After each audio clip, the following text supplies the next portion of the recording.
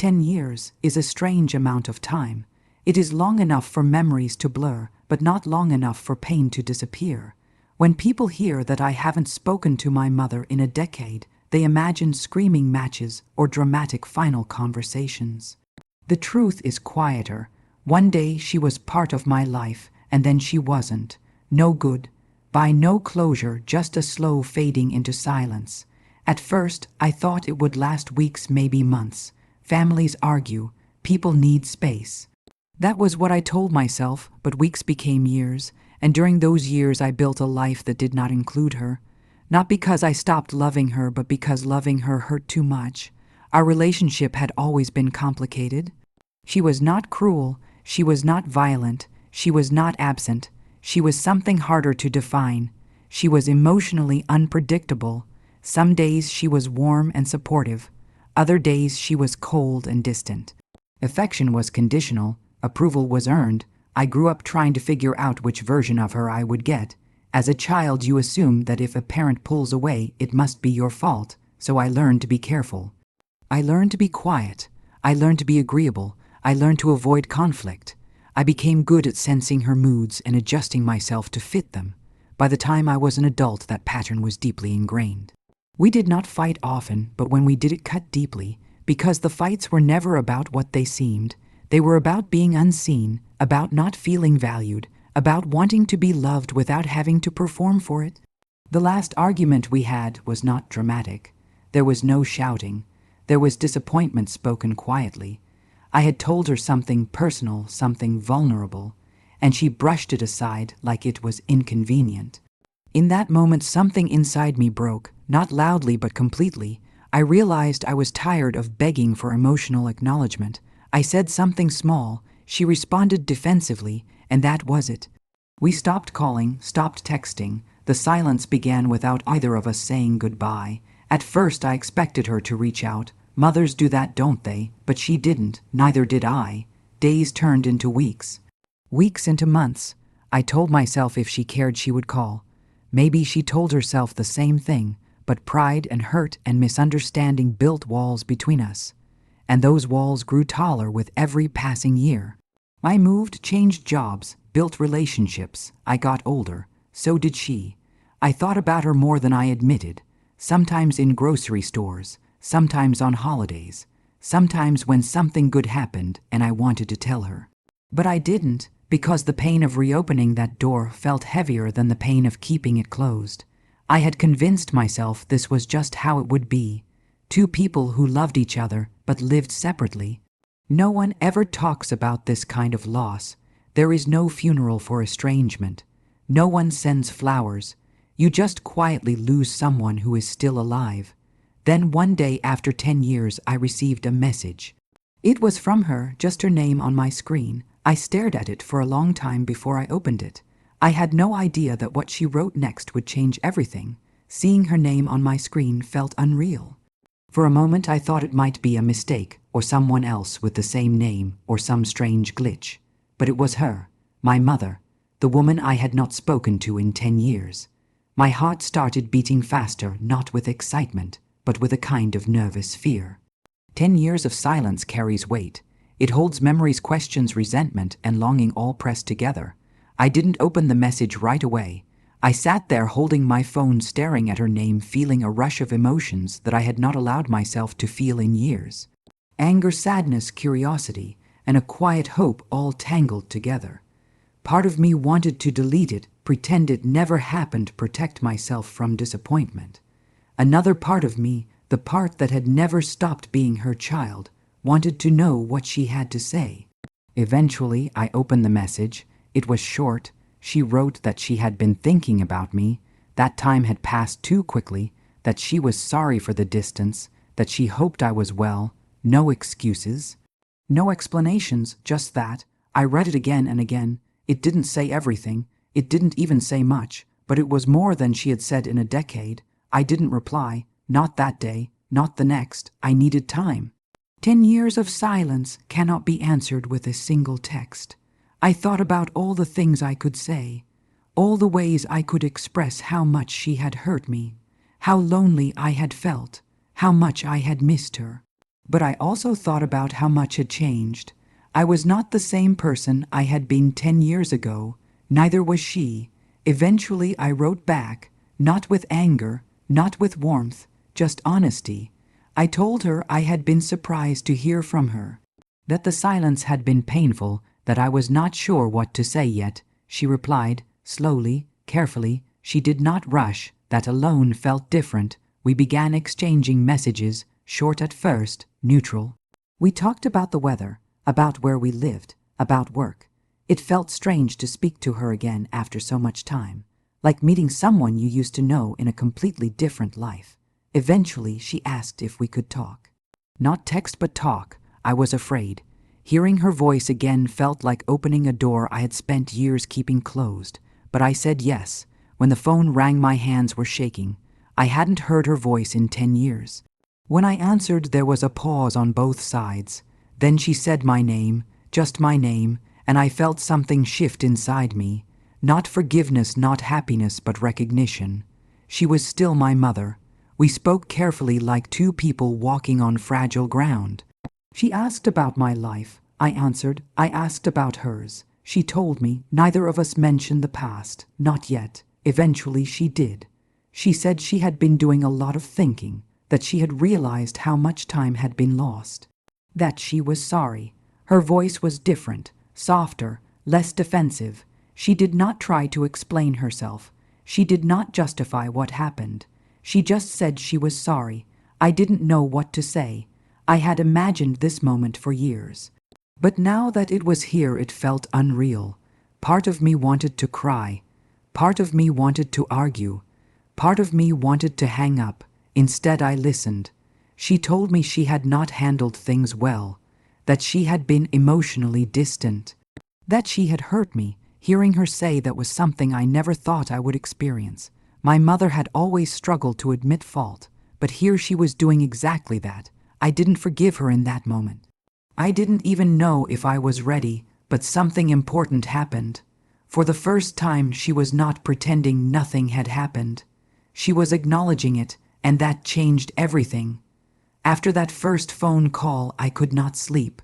My mind kept replaying her voice, the way she said my name, the way she said she was sorry.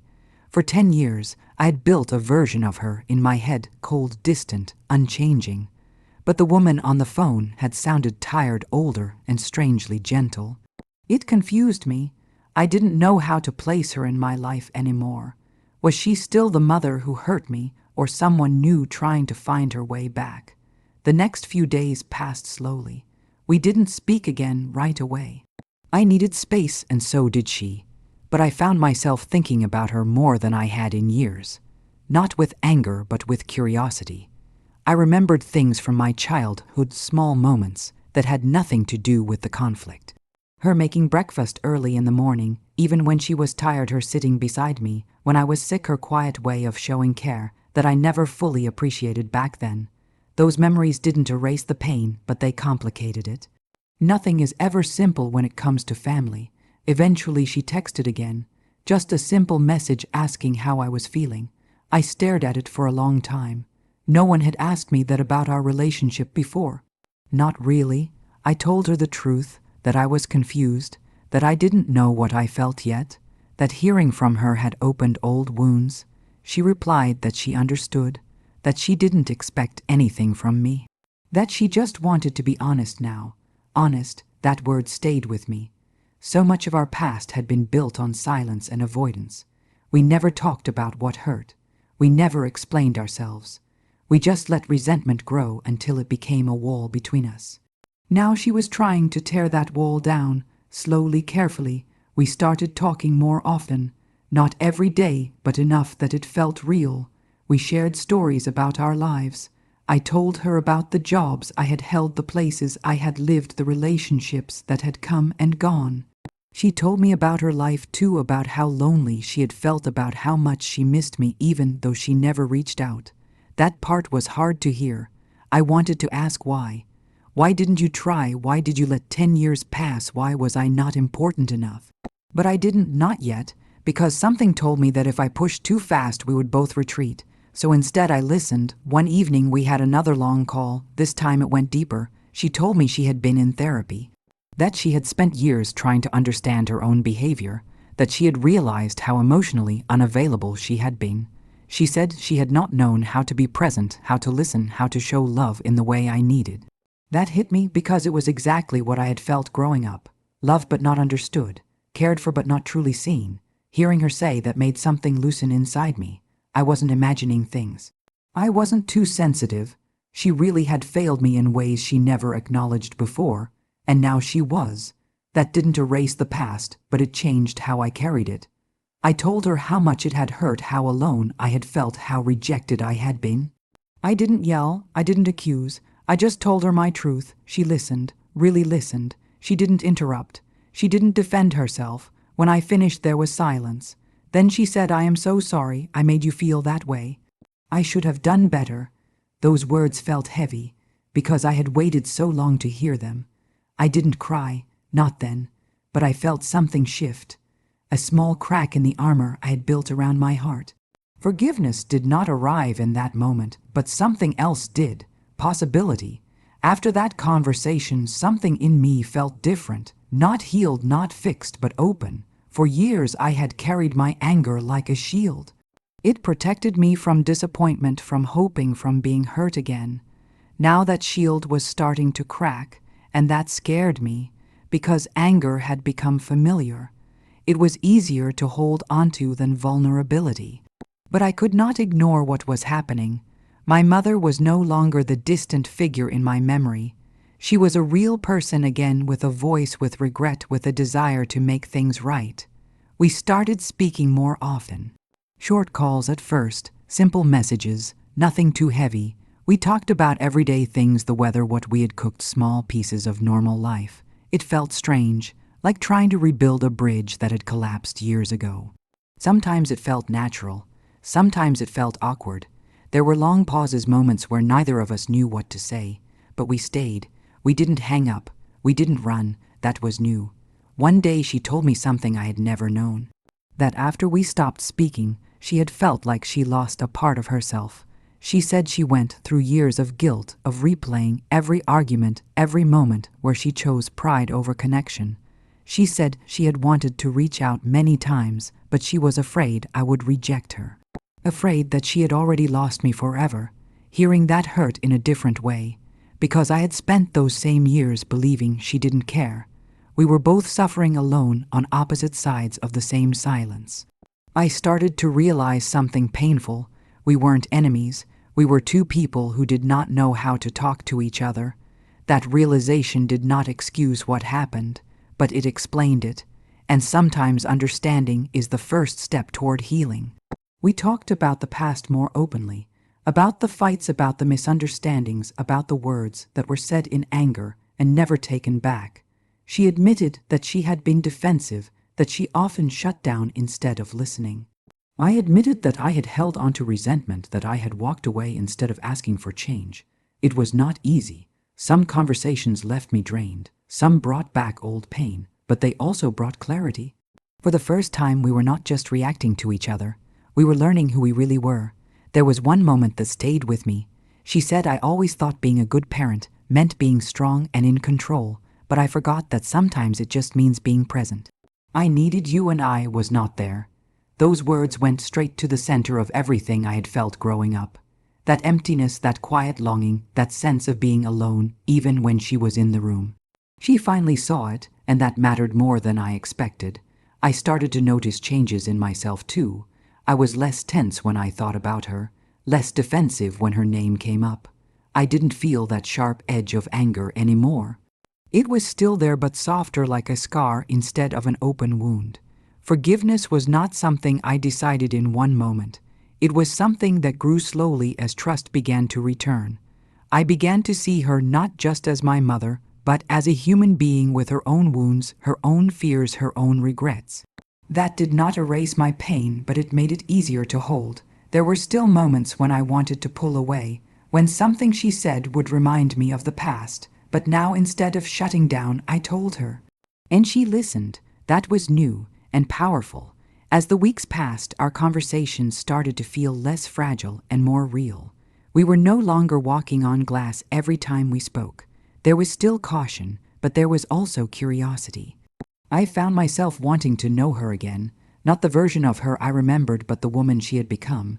She told me about her daily routines, how she woke up early now, how she went for long walks, how she kept a journal. She said writing helped her understand her own emotions, the ones she had ignored for most of her life. That made sense. For years she had been the kind of person who stayed busy so she would not have to feel. Now she was finally allowing herself to feel everything, the loneliness, the guilt, the love, the regret. I could hear it in her voice. It was softer than before, less rigid. Sometimes she would pause in the middle of a sentence, as if she was choosing her words carefully. I realized she was afraid of hurting me again, and strangely that made me trust her more. One day she asked me if I would be open to meeting in person. The question made my heart race. I had not seen her in 10 years. I didn't know what it would feel like to be in the same room with her again. Would it feel familiar, or would it feel like meeting a stranger? I told her I needed time. She said she understood. She always said that now. That word had become a bridge between us, understanding. I spent days thinking about it. Part of me wanted to say yes immediately. Another part was terrified, because seeing her would make everything real. The phone calls had been safe, controlled, but in person there would be no distance to hide behind. I asked myself what I was afraid of. Was it that she would disappoint me again, or that she would not? Both possibilities felt dangerous.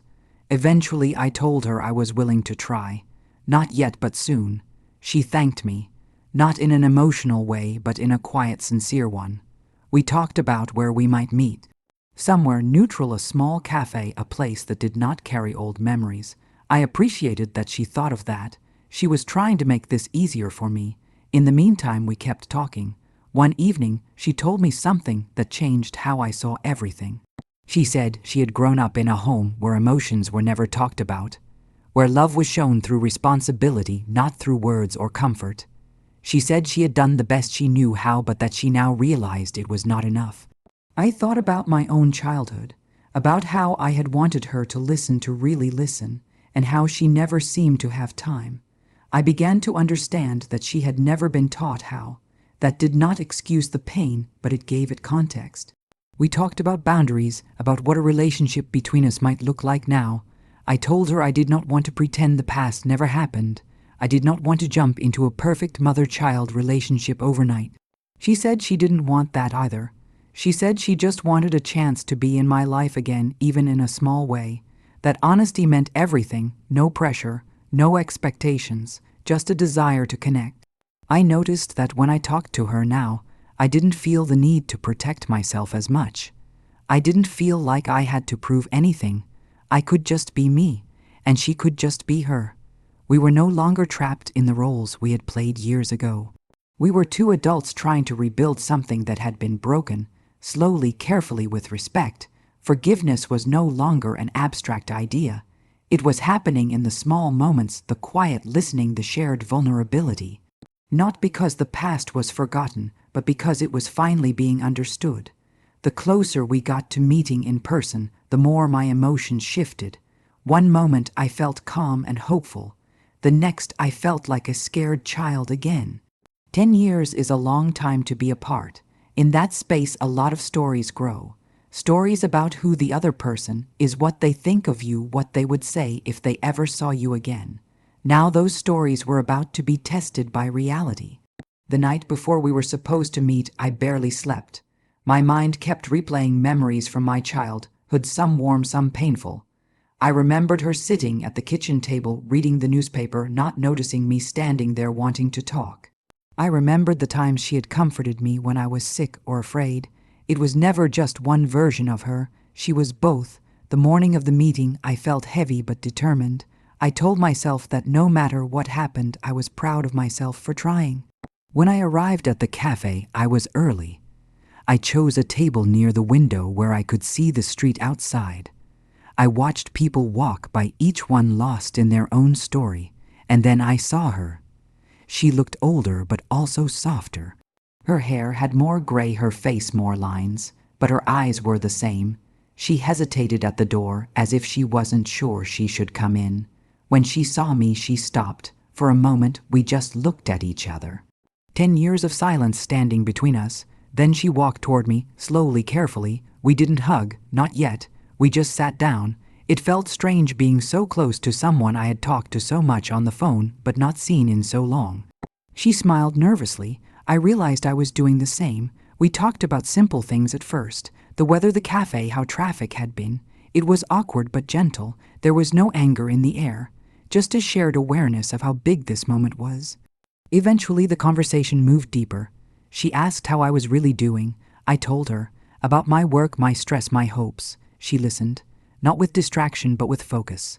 That alone felt healing. She told me how proud she was of me. Those words felt different now, not empty, not forced, real. There were moments when the past tried to come back, when something she said reminded me of old hurts, but instead of pulling away, I spoke. I told her when something made me uncomfortable. She apologized and adjusted. We were learning in real time. At one point, she reached across the table and lightly touched my hand. I didn't pull away. That small gesture meant more than any grand apology. It was a quiet acknowledgement of connection. We talked for hours, about the past, about the present, about what the future might look like. There were tears on both sides. But there was also laughter, real laughter, the kind that comes when you feel safe. When it was time to leave, we stood up. This time we hugged, not tightly but sincerely. I felt her arms around me, and for the first time in a long time it felt like home. Forgiveness was no longer just a word. It was a feeling, not perfect, not complete, but growing. After that first meeting, everything felt different. The distance that had existed for a decade was gone.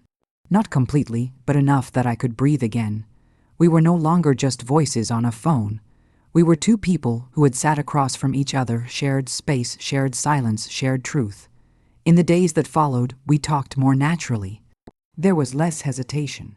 It felt like we had crossed some invisible line from strangers back into family. But healing does not move in a straight line. Some days I felt light, as if a weight had been lifted from my chest. Other days, old emotions would surface without warning. I would remember something from childhood, a moment where I felt unseen and the pain would come back. But now I didn't have to hold it alone. I could tell her. And she would listen. That changed everything. One evening we talked about one of the biggest arguments that had led to our separation. I told her how abandoned I had felt, how her words had stayed with me all these years. She did not deny it. She did not minimize it. She said she was ashamed of how she had handled that moment, that she had been overwhelmed and had taken it out on me. I had never heard her say that before. It was powerful, not because it fixed the past, but because it honored it. I realized that what I had wanted all along was not perfection. It was acknowledgement. We both had wounds. We both had made mistakes. But now we were finally talking about them. There was a tenderness in our conversations that had never existed before. We were more careful with each other, more kind. That was new. One day she told me she loved me. She had said it before, but never like this. There was no expectation behind it, just a simple truth. I said it back, not because I felt obligated, but because I felt it. Forgiveness had softened my heart. Not because the pain was gone, but because it no longer controlled me. I was free to feel love again without fear. We were not pretending the past didn't exist. We were building something new on top of it. Something honest, something real, and for the first time in a long time I felt whole. By the time a few more weeks had passed, the connection between us felt steadier. Not perfect, not effortless, but grounded. We had learned how to talk again, how to pause, how to listen, how to speak without hurting each other. That was something we never had before.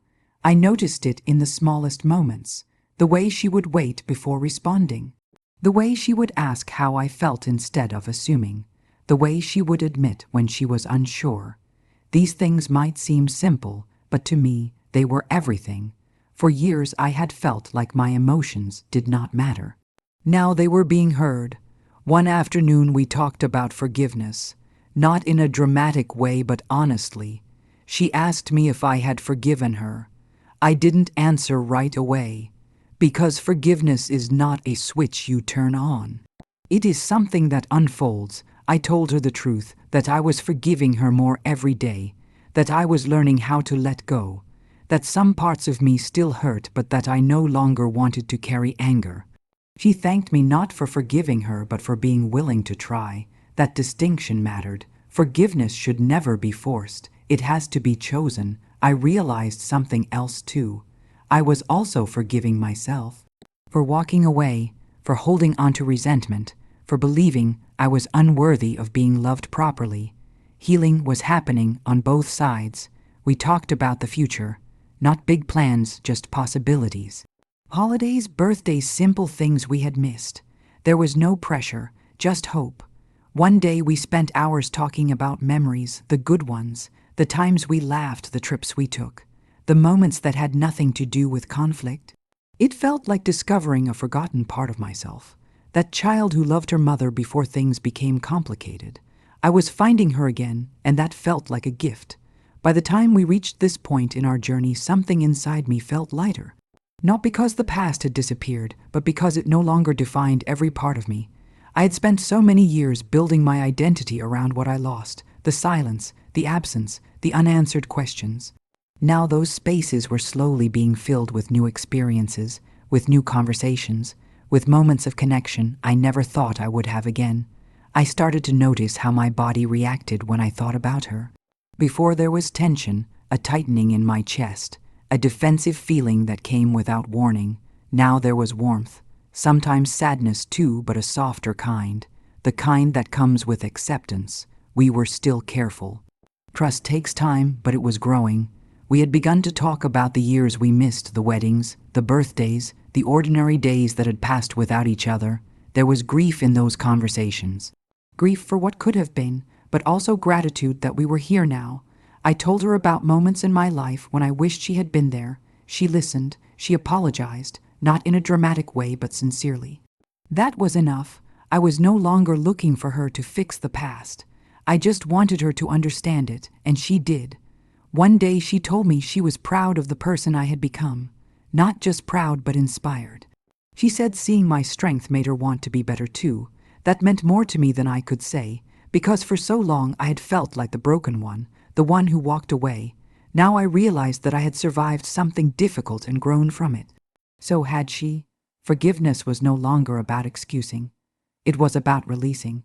Releasing the version of her that only existed in my pain. Releasing the version of myself that only existed in my anger. We were becoming something new together, not perfect but real, and that was enough. By the time I reached this point in my life, I finally understood something that had taken me years to learn. Healing is not about erasing the past.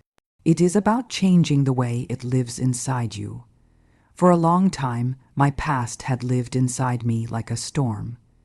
Every memory, every disappointment, every moment of feeling unloved kept crashing against my heart. I thought I had to forget in order to move forward. I was wrong. I did not have to forget. I just had to let go of the anger that came with remembering. Reconnecting with my mother did not make the pain disappear. But it changed the meaning of that pain. It was no longer a sign of rejection. It became a story of two people who lost their way and found each other again.